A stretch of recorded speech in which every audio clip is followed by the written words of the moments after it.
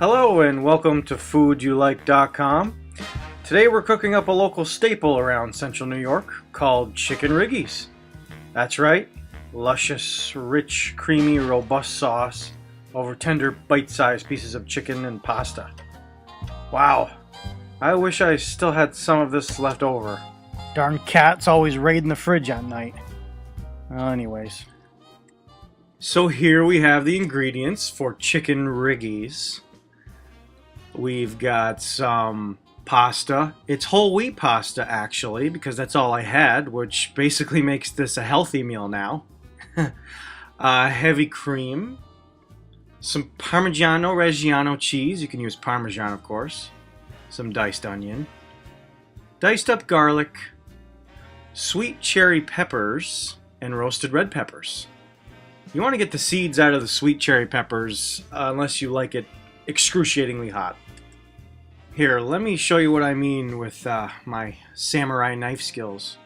Here's the sweet cherry peppers, and you see they're loaded with those seeds there.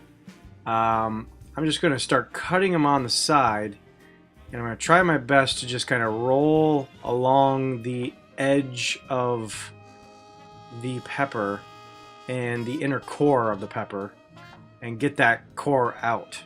And all those seeds are where all the heat comes from. And it's very, very hot. You can keep a couple in there if you want, but it's, I mean, I don't know about you guys, but my stomach's not exactly a spring chicken anymore. Well. Okay. So let's cut her up.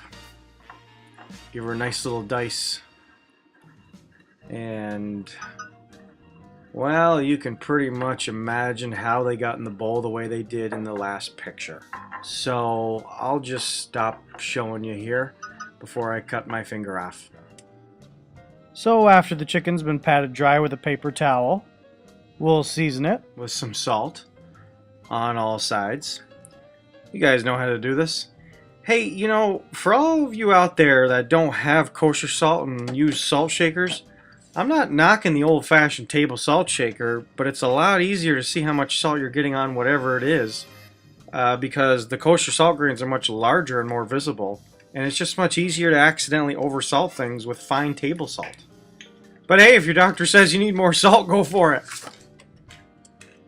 And finish it up with some freshly cracked black pepper on all sides as well. And we're ready for the next step. So we need to cut this chicken up into bite-sized pieces. We can start by cutting about each half inch or so. Should be good. How amazing does this knife cut, by the way? My girlfriend bought me a new big-time knife set for Christmas this year. And I still wonder why she didn't seem that happy about the gifts I gave her. Everyone needs toilet paper. Just trying to be practical. Now we're going to cut these across like so they're truly bite-sized pieces. A couple of times, one or two times should be good. That is really slippery and chickeny chicken. Okay, this can't be over soon enough. Okay, so this is about what you want it to look like. Chicken tartare, anyone? Yum! So now is the perfect time to wash your hands before we go any further. Make sure to get a big pot of water, salted water, boiling on the side, because we're going to need that pretty soon. Now in a preheated large saute pan, let's pour in the chicken. And we'll stir that around a little bit. Shouldn't take too long. I would season it a little bit more with some salt and pepper at this point, just a little bit. And this should only take a few minutes to cook this chicken.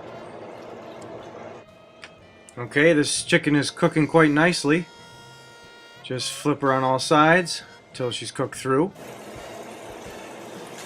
Now we're going to toss in the onions after the chicken has been thoroughly cooked. And caramelize these onions. Caramelize. Really kind of depends on where you're from. Whether you say caramel or caramel. They say caramel where I'm from, but my girlfriend's from Brooklyn, so she says caramel. So I say that a lot when I'm around her. But when I go home and I say that, people look at me funny. Or maybe that's just me. Alright, moving along. And after a few minutes, we can put the garlic in the pan, along with the sweet cherry peppers, as well as the diced roasted red peppers.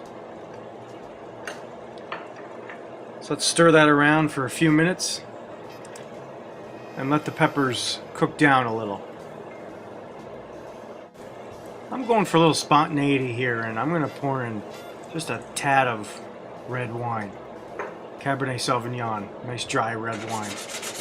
Just to give it a little extra body and flavor. Now's about the time we could pour the healthy whole wheat pasta in the boiling water, which means we can have ice cream later. Woohoo!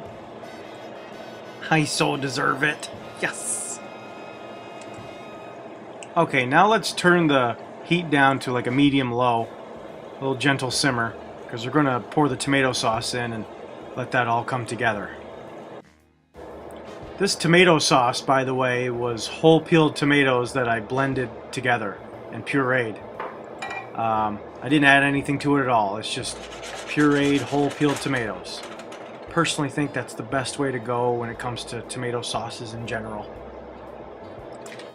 So we can let that simmer and give it a little taste. Check it for seasoning while the pasta cooks. Okay, I forgot to tape myself putting the cream and pasta in the sauce, but I'm guessing you may have seen that coming. So give it a final taste for seasoning and let it all come together for just a couple of minutes.